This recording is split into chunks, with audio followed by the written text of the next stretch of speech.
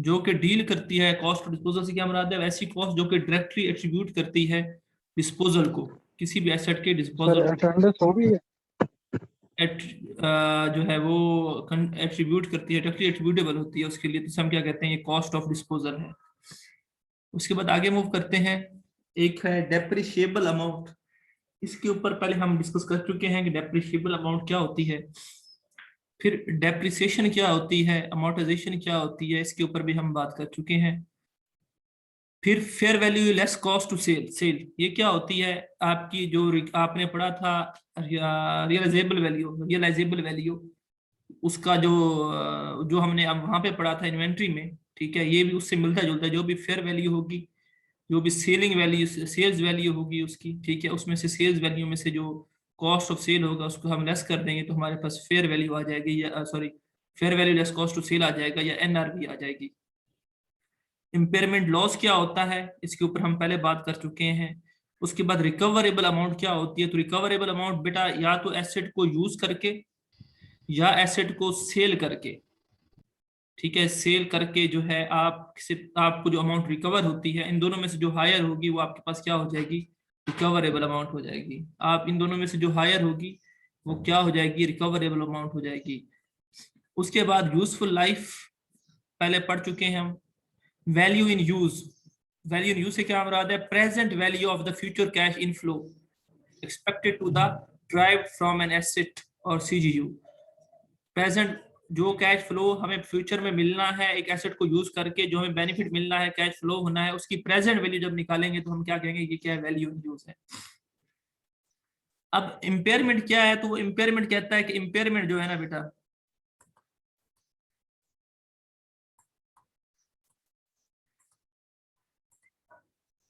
Impairment के बारे में वो कहता है कि भाई इम्पेयरमेंट जो है, when there is a carrying amount is greater than recoverable amount,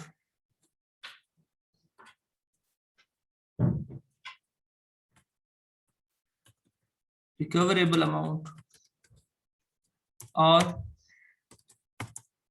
recoverable amount is less than carrying amount,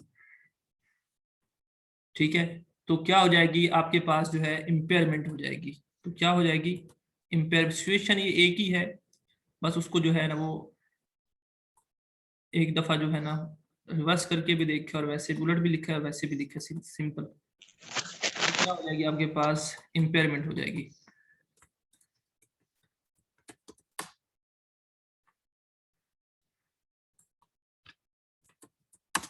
ये इम्पेयरमेंट लॉस हो जाएगा, ठीक है।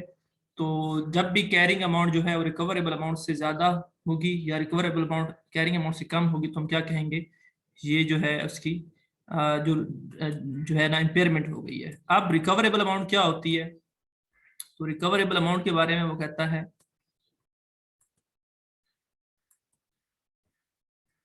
Fair value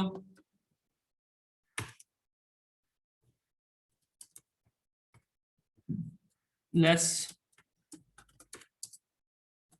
cost to cell,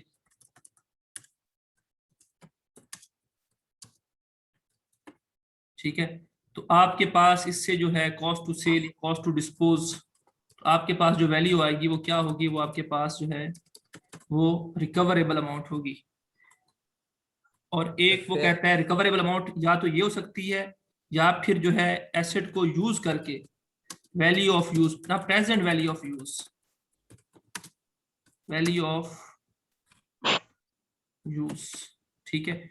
इन अगर ये दोनों गिवन है, अगर ये दोनों गिवन है तो इन दोनों में से जो हायर होगी वो आपके पास रिकवरेबल अमाउंट बनेगी।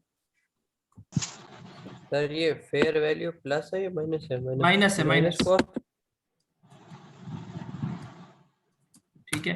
तो इन दोनों में से अगर एक गिवन है तो वही आपके पास क्या हो जाएगी, आपके पास वो जो है वो रिकवरेबल अमाउंट हो जाएगी। और अगर दोनों गिवन है तो इन दोनों में से जो हायर वैल्यू होगी वो आपके पास रिकवरेबल अमाउंट होगी। फिर आपने वो रिकवरेबल अमाउंट और कैरिंग अमाउंट का कंपैरिजन करना होगा और इम्पेयरमेंट जो है वो कैलकुलेट कर लेनी होगी। जहां तक किसी को कुछ चीज पूछनी है तो बेटा सर जी ये जो डिस्पोज है मतलब कॉस्ट ऑफ सेल और डिस्पोज का मतलब भी तो यूज करना होता है ना, प्रेजेंट नहीं, वैल्यू ऑफ। डिस्पोज का मतलब यूज करना नहीं है, जाया करना, खत्म करना, सेल करना। अच्छा सेल करना या सेल करने पे जो कॉस्ट आ रही है वो आप ले लेते हैं, या एसेट एसेट ऐसा है जिसे आप सेल नहीं कर सकते लेकिन अपने पास रख भी नहीं सकते, आपने उसको डिस्पोज ऑफ करना है, उसकी जो कॉस्ट होगी वो।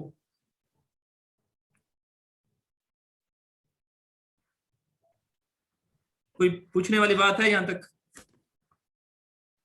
No sir. चलें आप इधर से पढ़ते हैं। तो वो कहता है इम्पेयरमेंट क्या होती है, जब an asset is impaired if it's recoverable amount is below the value currently shown on the financial statements carrying amount. Impairment क्या होती है, जब उसकी रिकवरेबल अमाउंट जो है वो कम हो, रिकवरेबल अमाउंट कम हो किससे, कैरिंग अमाउंट से। तो ये जो सेकंड केस की मैंने बात की थी कि रिकवरेबल अमाउंट जो है वो कम होगी कैरिंग अमाउंट ऑफ एसेट से, तो तब हम क्या कहेंगे, ये इम्पेयरमेंट लॉस हो गया है। अब वो कहता है रिकवरेबल अमाउंट आप कैसे ले सकते हैं, तो वो कहता है recoverable amount is taken as the higher of, आपने रिकवरेबल अमाउंट जो है वो लेनी है हायर ऑफ, कौन किन दोनों में से हायर हो, इन दोनों में से, कौन सी, fair value less cost to sell या फिर वैल्यू इन यूज, इन दोनों में से जो हायर होगी वो आपकी क्या हो जाएगी, रिकवरेबल अमाउंट हो जाएगी। तो यही बातें जो अभी मैंने यहाँ पे व्हाइट बोर्ड पे थोड़ी सी समझाई हैं आपको, वही सारी बातें हैं।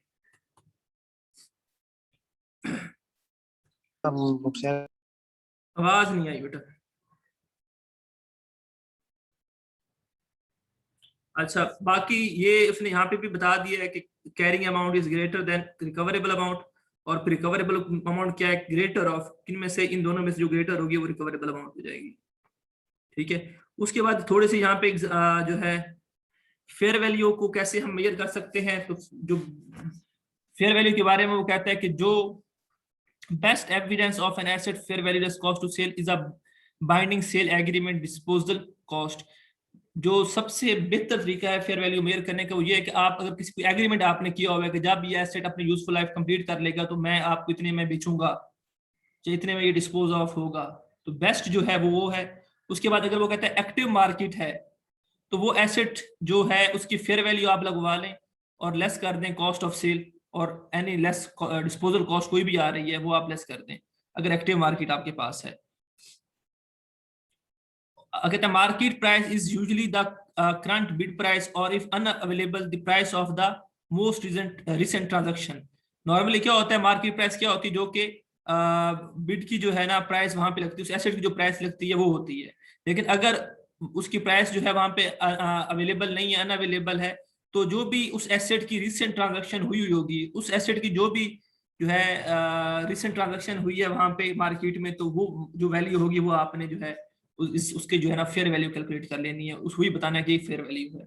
If there is no sale agreement और एक्टिव मार्केट, अगर यहाँ पे कोई सेल एग्रीमेंट नहीं है आपके बीच में और ना ही एक्टिव मार्केट है, तो fair value less cost to sell is the based on the best information available at the end of the reporting period. तो आपके पास जो fair value less cost to sell होगा, तो वो जो है कोई भी अगर आपके पास इंफॉर्मेशन अवेलेबल है तो उसकी बेस के ऊपर आप कह सकते हैं कि ये जो है मैंने फेयर वैल्यूज के ऊपर जो है वो कैलकुलेट की है। उसके बाद fair value less cost to sell should not be reflect a force sale. जो fair value cost of sale है वो फोर्स सेल के ऊपर जो है ना वो रिफ्लेक्ट नहीं होनी चाहिए, उसके ऊपर जो है वो डिपेंड नहीं करनी चाहिए। उसके बाद एग्जांपल वो कहता है कॉस्ट ऑफ डिस्पोजल की कौन कौन सी एग्जांपल हो सकती है। कोई लीगल कॉस्ट है, ठीक है, कुछ स्टैम्प ड्यूटी करवानी पड़ती है आपको, कुछ टैक्सेस वगैरह देने पड़ते हैं, तो वो हो जाएगी। एक एसेट को आपने एक जगह से उठा के दूसरी जगह ले जाना है तो उसके रिमूविंग के एक्सपेंसेस हो जाएंगे, ठीक है। कोई भी इंक्रीमेंटल कॉस्ट आ रही हैं जो कि उसे सेलेबल कंडीशन में लाने के लिए जरूरी है। सपोज एक एसेट है, उसका डैमेज हो चुका है, अब उसको आपने बेचना है तो उसके ऊपर कुछ खर्चा करना पड़ेगा आपको, तो अगर इस तरह का कोई खर्चा आ रहा है तो वो भी कॉस्ट ऑफ डिस्पोजल में आ जाएगा। बाकी इन दोनों बातों को छोड़ दें, ये आपको समझ नहीं आएगी क्योंकि आपने एम्प्लॉयज बेनिफिट नहीं पढ़ा हुआ। ये एग्जांपल है मेरे पास, Waqar limited has a machine and wants to sell it because of a technological changes in machinery. There is no active market for that machine. However, a buyer is willing to pay 40,000 for this machine. Legal and other charges to sell the machine will be 5,000 and machinery carrying value is rupees 45,000. तो सबसे पहले तो आप मुझे ये बताएं कि एक एसेट है जिसकी जो है मार्केट अवेलेबल नहीं है, लेकिन एक बायर विलिंग है 40,000 पे लेने को, और इसकी जो लीगल कॉस्ट आ रही है डिस्पोज ऑफ करने पे वो आ रही है 5,000, और कैरिंग अमाउंट है 45,000। सबसे पहले आप मुझे ये बताएं कि रिकवरेबल अमाउंट कितनी होगी?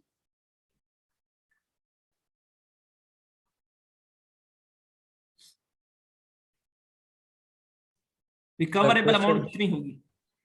सर क्वेश्चन शो नहीं हो रहा सर। अभी मैं पढ़ा रहा था, आपको पता नहीं बताना तो था यार, इतनी देर से मैं वहीं से पढ़ा रहा हूँ। आप शो रहा है? No sir. तू सेमी गाइया हूँ। कहिए कि मैं बुक खोलने लग गया। हाँ, ये एग्जांपल शो हो रही है, एग्जांपल 1।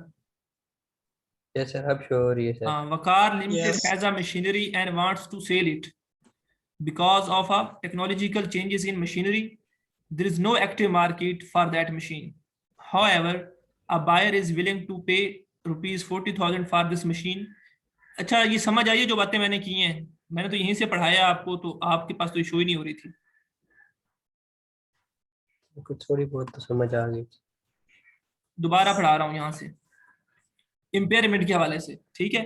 तो इम्पेयरमेंट वैसा बेटा अभी हम पढ़ के आए हैं व्हाइट बोर्ड के ऊपर जो भी डिस्कस किया था। तो मैंने बोला था कि जो इम्पेयरमेंट है वो कब होगी, जब कैरिंग अमाउंट रिकवरेबल अमाउंट जो है वो कैरिंग अमाउंट से कम हो, या कैरिंग अमाउंट जो है वो ज्यादा हो रिकवरेबल अमाउंट से। तो वो यही बात कहता है कि an asset is impaired if it's recoverable amount is below the value currently shown on the statement of financial position, the assets current carrying value। तो वो कहते हैं इम्पेयरमेंट क्या होगी, जब रिकवरेबल अमाउंट जो है वो उसकी कम होगी, बिलो होगी, कम होगी किससे? कैरिंग अमाउंट से, कैरिंग वैल्यू से। तो हम क्या कहेंगे, ये उसकी इम्पेयरमेंट हो गई है। तो अब बात करते हैं कि रिकवरेबल अमाउंट क्या है। तो रिकवरेबल अमाउंट के बारे में वो कहता है fair value less cost to sell और वैल्यू इन यूज, इन दोनों में से जो हायर हो, recoverable amount is taken as the higher of, आपने जो हायर होगी वो लेनी है। कौन सी? इन दोनों में से जो हायर होगी, fair value less cost to sell और वैल्यू इन यूज, इन दोनों में से, ठीक है? तो आगे फिर वो कहता है an impairment of exist if carrying amount is greater than recoverable amount. जब कैरिंग अमाउंट रिकवरेबल अमाउंट से ज्यादा होगी तो हम क्या कहेंगे, इम्पेयरमेंट जो है ना वो एग्जिस्ट करती है। लेकिन अब रिकवरेबल अमाउंट क्या है, वही बात अब ये दोबारा रिपीट कर रहा है। ग्रेटर, अब हमने जो है इन दोनों में से जो है जो ग्रेटर होगी वो हमने लेनी है, जो हायर होगी वो हमने लेनी है। किन दोनों में से? Fair value less cost to sell और वैल्यू इन यूज, इन दोनों में से जो हायर वैल्यू होगी उसको हमने रिकवरेबल अमाउंट कैलकुलेट कर लेना है, और फिर देखना है कि कैरिंग अमाउंट जो है वो रिकवरेबल अमाउंट से ज्यादा है या कम है। अगर कैरिंग अमाउंट रिकवरेबल अमाउंट से ज्यादा है तो हम कहेंगे कि इम्पेयरमेंट हो चुकी है। समझ आइए इस कंसेप्ट की? अभी मैंने व्हाइट बोर्ड पे ये समझाया था। Yes sir. यस आ गई थी सर, आ गई। अच्छा, आगे मेजरमेंट की बात करते हैं कि fair value less cost to sell क्या होता है। वो कहते हैं अगर आपके पास जो है वो कोई आपने एग्रीमेंट कर रखा है, सपोज आपने किसी से एग्रीमेंट किया था कि जब ये एसेट जो है वो डिस्पोज ऑफ होगा, जब उसकी लाइफ जो है खत्म होगी, तो आप उससे ये एसेट इतने का लीजिएगा या इतनी उसकी कॉस्ट होगी। अगर कोई ऐसा एग्रीमेंट कर रखा है तो वो बाइंडिंग सेल एग्रीमेंट जो है वो आपके पास fair value less cost to sell जो है ना वो शो करेगा। और अगर ऐसा कोई एग्रीमेंट नहीं है तो उस वक्त जो भी एक्टिव मार्केट होगी वहां पे आप सेल करके जो उसकी सेल बिलिंग प्राइस होगी और जो भी कॉस्ट ऑफ सेल होगी वो आप लेस करके आप कह सकते हैं कि ये आपके पास जो है fair value less cost to sell है।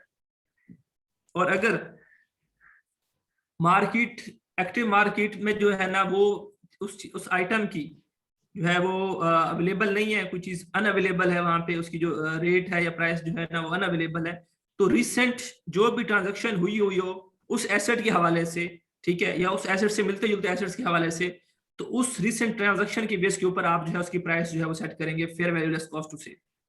उसके बाद कहता है अगर कोई सेल एग्रीमेंट नहीं है, कोई एक्टिव मार्केट नहीं है, तो जो भी आपके पास बेस्ट इंफॉर्मेशन होगी उसकी बेस के ऊपर आपने जो है ना एसेट के जो है वो मेजरमेंट करनी है, उसकी रिकवरेबल अमाउंट जो है ना बतानी है। और फिर वो कहता है अगर कोई फोर्स सेल है आपकी, कोई आपको मजबूर कर रहा है कि आपने सेल करना ही करना है, इतने पे करने से ज्यादा पे जो है वो नहीं कर सकते, तो इसको आप fair value less cost of sell जो है वो कंसीडर नहीं करेंगे। अब एक ये बात करता है कि fair value less cost of sell आपने कब कंसीडर करनी है। सबसे पहले क्या है, अगर एग्रीमेंट आपका हुआ है तो वो वाली, अगर एग्रीमेंट नहीं हुआ तो वैसे आप जो भी उसकी एक्टिव मार्केट में रेट लगाते हैं वो, और अगर उस तरह का एसेट जो एक्टिव मार्केट में अभी सेल आउट नहीं हो रहा तो जो भी रिसेंट वो सेल हुआ था, जो भी एसेट जो कि उसके क्या कहते हैं रिलेटेड था, उसकी जो भी प्राइस होगी वो आप कहेंगे कि ये आपके पास fair value less cost to sell है। और अगर एक्टिव मार्केट भी नहीं है और सेल एग्रीमेंट भी नहीं है और कुछ भी नहीं है, तो फिर आप क्या करेंगे, जो भी बेस्ट इंफॉर्मेशन होगी कि आपको लगेगा कि इस चीज का इतना रेट है, इस चीज कितनी प्राइस है, तो आप उसकी बेस के ऊपर जो है ना fair value less cost to sell जो है डिसाइड करेंगे। अब वो बात करते हैं कॉस्ट ऑफ डिस्पोजल की। तो कॉस्ट ऑफ डिस्पोजल में वो कहता है आपके पास ये कॉस्ट शामिल है, कौन कौन सी, कोई भी लीगल कॉस्ट है, कोई स्टैंप ड्यूटी है, कोई एसेट को रिमूव करने की कॉस्ट है, या एसेट को सेलेबल कंडीशन तक लाने की कॉस्ट है। एसेट जो है वो आपका जो है वो सेल ऐसे नहीं हो सकता, उसमें कुछ ना कुछ काम करने की जरूरत पड़ेगी, तो वो जो है आप रिपेयर एंड मेंटेनेंस करेंगे उस एसेट को सेल तक लाने में, तो वो भी आपके पास क्या हो जाएगी, कॉस्ट ऑफ डिस्पोजल हो जाएगी। मैंने बोला कि ये 2 पॉइंट्स आप छोड़ देंगे क्योंकि ये जो है दूसरे स्टैंडर्ड्स के हवाले से हैं, आपको भी इसकी समझ नहीं आएगी। फिर मैंने आपको बोला कि एग्जांपल पढ़ें। तो वकार लिमिटेड है, वो मशीन जो है बेचना चाह रहे हैं क्योंकि टेक्नोलॉजी जो है वो चेंज हो चुकी है, लेकिन मसला क्या है, यहाँ पे एक्टिव मार्केट जो उस मशीनरी की नहीं है, लेकिन एक बायर है जो कि वो मशीन लेने के लिए विलिंग है। वो कितने के लिए विलिंग है, 40,000 जो है वो मशीन का देने को तैयार है, और इस मशीन की कुछ लीगल चार्जेस हैं जो कि हमें पे करने पड़ेंगे, वो कितने होंगे, 5,000, और इस मशीन की कैरिंग अमाउंट कितनी है, 45,000। अब मैंने आपसे ये क्वेश्चन पूछा था कि इसकी रिकवरेबल अमाउंट कितनी होगी, तो वो आप मुझे बताएंगे।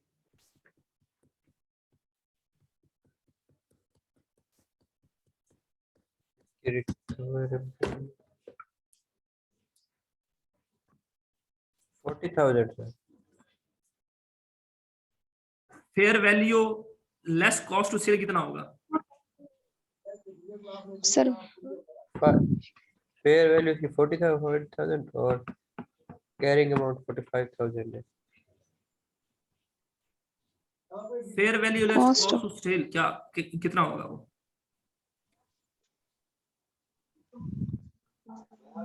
तो तुक्का लगाओ। सर 45 फेयर माइनस वैल्यू 40 40 होगा और जी सर दूसरा 5 होगा, तो 40 जो हमारा होगा ना सर वो हमारा होगा no recoverable sir, sir. Buyer is willing to pay RS 40,000, मतलब ये कॉस्ट ऑफ सेल होगी ना 40,000। और फिर कैरिंग अमाउंट 45 होगी, तो कैरिंग अमाउंट हमारी सर ज्यादा होगी इसमें। अब तो मेरी ये बात सुने ध्यान से, फेयर वैल्यू क्या है? फेयर वैल्यू वो है, ये हमने ऑप्शंस पढ़े थे कुछ।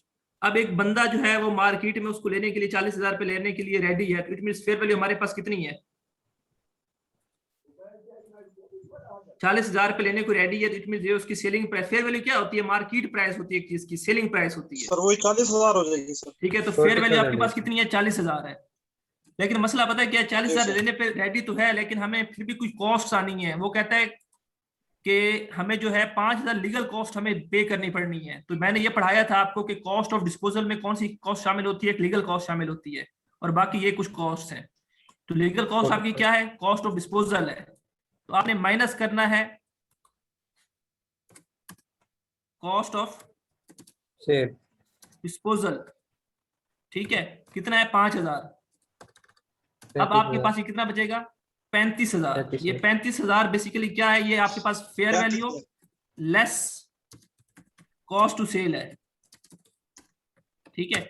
अब आपने कंपैरिजन करना है किस चीज का, कि आपके पास वैल्यू इन यूज ज्यादा है या fair value less cost of sell ज्यादा है। तो आप क्वेश्चन में गए, तो क्वेश्चन में आपके पास वैल्यू इन यूज गिवन ही नहीं है, वैल्यू इन यूज गिवन ही नहीं है। तो इट मींस आपके पास ये जो है fair value less cost to sell, यही आपके पास क्या है, रिकवरेबल अमाउंट है। यही आपके पास क्या है, रिकवरेबल अमाउंट है, रिकवरेबल, ठीक है। रिकवरेबल अमाउंट है या रिकवरेबल वैल्यू कितनी, 35,000। अब आपने क्या करना है, अब आपने कंपैरिजन करना है कि आया कि कैरिंग अमाउंट मेरे पास कितनी है, 40,000 क्वेश्चन में गिवन है, ठीक है। अब आपने देखना है कि मेरे पास कैरिंग अमाउंट जो है वो क्या है, 45 है कैरिंग अमाउंट जो है वो ग्रेटर देन रिकवरेबल अमाउंट है, ठीक है। दूसरे लफ्जों में रिकवरेबल अमाउंट जो है वो less than carrying amount. Carrying amount. तो आप मुझे ये बताएं कि अमाउंटाइजेशन सॉरी इंपेयरमेंट हो रही है या नहीं हो रही? हो रही है सर। हो रही है। कितने से हो रही है, 40,000 10,000 45,000 10,000 45,000 सर 10 माइनस कैरिंग अमाउंट 10,000 हाँ 35,000। तो ये जो है आपकी 10,000 से क्या हो रही है, 10,000 10,000 से आपसे आपकी जो है ना वो इंपेयरमेंट जो है ना वो हो रही है। क्लियर है? Yes sir. अच्छा, आप अगला क्वेश्चन है वैल्यू इन यूज के हवाले से। तो वो कहता है वैल्यू इन यूज जो है वो आपको बताएंगे, तो आपने वो जो है ना कैलकुलेट करनी है। अब ये क्वेश्चन मैं करवाने जा रहा हूँ। ये क्वेश्चन है मेरे पास, एक एसेट की कैरिंग वैल्यू है ABC, उसकी कैरिंग वैल्यू कितनी है?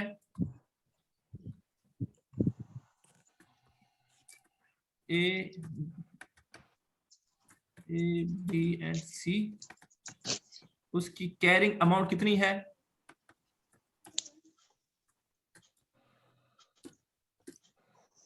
कैरिंग अमाउंट उसकी 100, 150 और 120 है।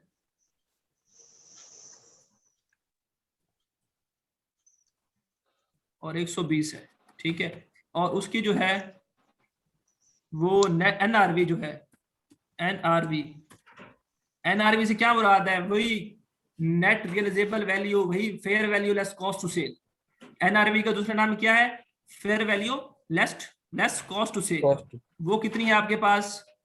वो आपके पास 110, 125 और 100 है। 110, 125 और 100 है।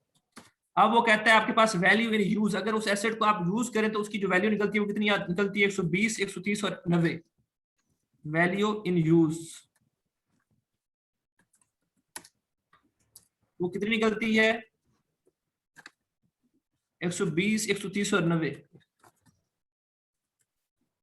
ठीक है। अब ये आपके पास टोटल क्वेश्चन है। अब सबसे पहले आप मुझे एक चीज कैलकुलेट करके बताएं, वो क्या है? मैं आपसे पूछता हूं कि आप रिकवरेबल अमाउंट मुझे बताएं। रिकवरेबल अमाउंट, तो आप बताएं कि रिकवरेबल अमाउंट कैसे कैलकुलेट कर सकते हैं? Fair value minus less cost. नहीं, रिकवरेबल हर दफा ये एक तो ये हो जाएगी, और दूसरी क्या होती है? रिकवरेबल अमाउंट के बारे में 2 बातें बताई थी आपको मैंने।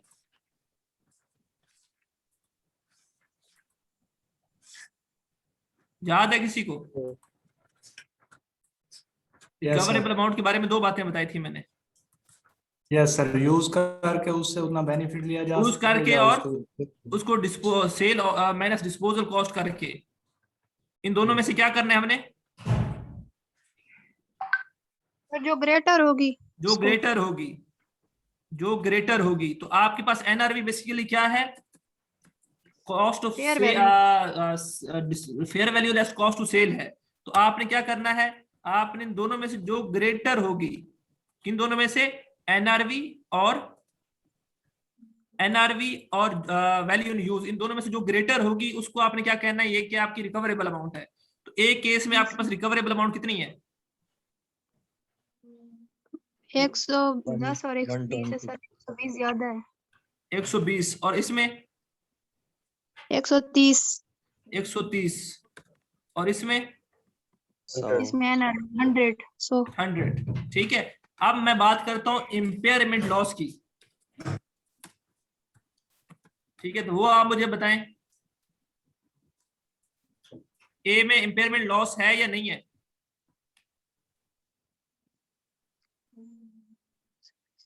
नहीं है, नहीं है। बी में? नहीं है। बी में है सर, है कितना? सर 20 का। 20, और सी में? सी में 20। सी में 20 का होगा। ठीक है। तो ऐसे आपने क्या नहीं करना है? सर, सबसे पहले कैसे? रिकवरेबल अमाउंट फाइंड आउट करनी है, जो कि हायर होगी fair value less cost to sell और NRV, या फिर वैल्यू इन यूज। इन दोनों में से जो ग्रेटर होगी या हायर होगी वो आपने जो है रिकवरेबल अमाउंट बता देनी है।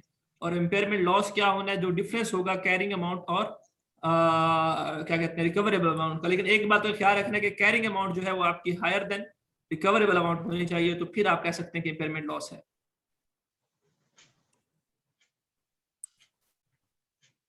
ठीक है।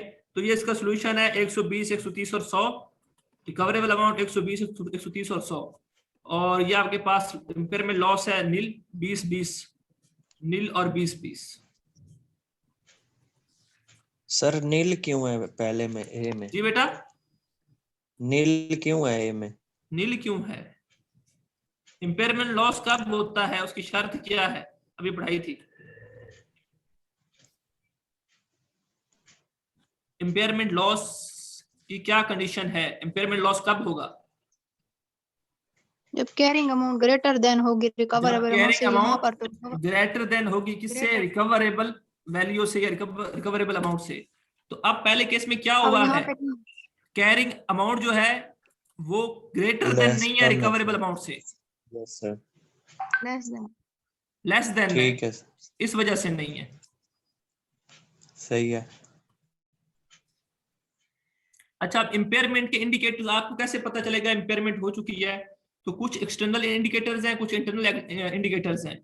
एक्सटर्नल इंडिकेटर्स क्या है कि आपको पता चले कि फ्यूचर में जो है एसेट की मार्केट वैल्यू जो है वो गिर जाएगी, तो आप क्या कहेंगे कि भाई इम्पेयरमेंट हो गई है मेरी या हो जानी है। ठीक है, जब आपको पता चले कि फ्यूचर में जो है वो उसकी जो है वैल्यू गिर जानी एक्सपेक्टेड हो, जहाँ टेक्नोलॉजी चेंज हो गई और आपके पास एसेट जो है उसकी टेक्नोलॉजी पुरानी या नई टेक्नोलॉजी और जो है वो इकोनॉमिकल सस्ती टेक्नोलॉजी आने वाली है, तब भी आपको अंदाजा जो है वो हो जाएगा कि आपकी जो है एसेट की इम्पेयरमेंट होने वाली है। और अगर इंटरेस्ट रेट्स जो है या डिस्काउंट रेट्स जो है वो हाई हो जाए, तब भी जो है आपकी जो है वो एक्सटर्नल सोर्स से पता चल जाएगा कि भाई इंटरेस्ट रेट्स हाई हो गए हैं, तो आपने जो है वैल्यू यूज जो कैलकुलेट करनी होती है, इसमें तो सिंपल सिंपल उसने बता दी थी, शायद आगे कोई एक क्वेश्चन है जिसमें हमें खुद कैलकुलेट करनी पड़ेगी। उसकी प्रेजेंट वैल्यू आप जो है वो बहुत कम हो जानी है, जो जिस वजह से जो है आपकी जो है वो इम्पेयरमेंट हो सकती है। तो ये 3 एक्सटर्नल सोर्स हैं और इंटरनल सोर्स भी हैं। आपको पता चले जो एसेट जो है वो डैमेज हो चुका है, कोई एक्सीडेंट हो गया उसका, ठीक है, या फिर आपको पता चले कि एसेट जो है सर आपकी आवाज नहीं आ रही। किसी को भी नहीं आ रही। सर हमें आ आ रही रही है सर। बेटा आपका मसला है।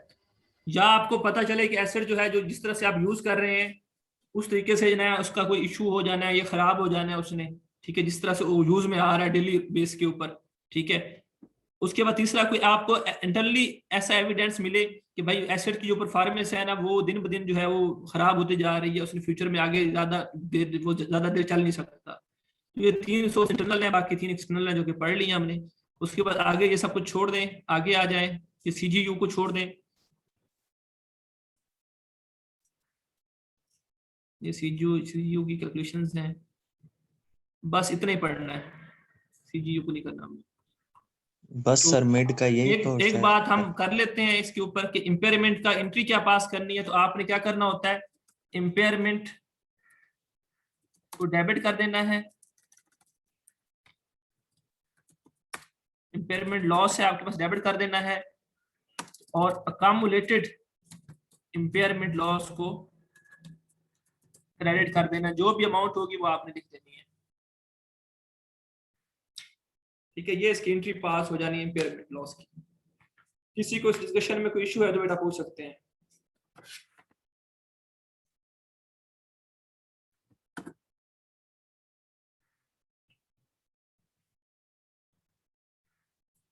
सर ये लिखे ना अकामुलेटेड इम्पेयरमेंट आगे लिखा इसके हुआ है कौन सा? अकामुलेटेड, A CC लिख दिया ना बच्चे। बस ये यहीं तक है, इसके आगे नहीं कुछ लिखना? क्या आगे लिखना है? ये अमाउंट नंबरिंग लिखेंगे जो ना, सर बी है। एसेट का लॉस 20 हुआ है, ठीक है। और फिर दोबारा आप ये एंट्री पास करेंगे सी एसेट्स के लिए, तो वो भी आप लिखेंगे कि 20 हुआ है।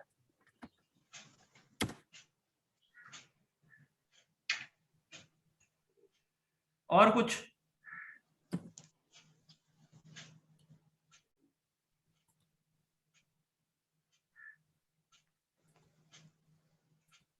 बस